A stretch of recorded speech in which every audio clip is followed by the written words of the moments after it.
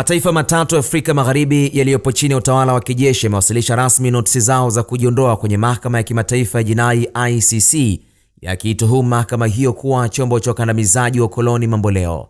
ICC imethibitisha kupokea rasmi notisi kutoka kwa nchi za Burkina Faso, Mali na Niger zinazoashiria kuanza kwa mchakato wa mataifa hayo kujiondoa kikamilifu kutoka kwenye mamlaka ya mahakama hiyo. Hatua hiyo inafuatia mfululizo wa maamuzi ya kisiasa na kidiplomasia yaliyochukuliwa na mataifa hayo matatu ya ukanda wa Sahel ambayo kwa sasa yanaongozwa kwa serikali za kijeshi. Kwa mujibu wa taarifa rasmi iliyotolewa na ICC, mataifa hayo matatu ya Afrika Magharibi yalishatangaza nia yao tangu mwezi Septemba mwaka 2025 ya kwamba yatajiondoa kwenye mkataba wa Rome unaounda mahakama hiyo. Katika maelezo yao, serikali za nchi hizo zimeishutumu waziwazi ICC kuwa ni chombo cha ukandamizaji ukoloni mamboleo, zikidai kuwa mahakama hiyo imekuwa ikitumiwa kisiasa dhidi ya viongozi wa mataifa ya Afrika, huku ikifumbia macho juu ya ukiukwaji wa haki za binadamu unaofanywa na mataifa makubwa ya Magharibi.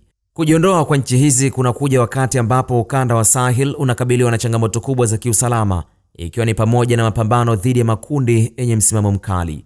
Wataalamu wa sheria za kimataifa wanaeleza kuwa kwa mujibu wa taratibu za mkataba wa Rome, mchakato wa kujiondoa huchukua muda wa mwaka mmoja tangu kuwasilishwa kwa notisi rasmi. Hata hivyo, hatua hii inazidi kudhihirisha ufa mkubwa wa kidiplomasia kati ya mataifa hayo na mashirika ya kimataifa. Baada ya nchi hizo pia kujiondoa katika Jumuiya ya Kiuchumi ya Mataifa ya Magharibi mwa Afrika ECOWAS na kuunda umoja wao wa kijeshi na kiuchumi unaojulikana kama Muungano wa Mataifa ya Sahel, ICC bado haijatoa tamko la kina kuhusu hatua zitakazofuata kisheria kuhusiana na kesi ama uchunguzi unaoendelea au uliopangwa kufanyika katika nchi hizo kabla ya kuwasilishwa kwa notisi hizo.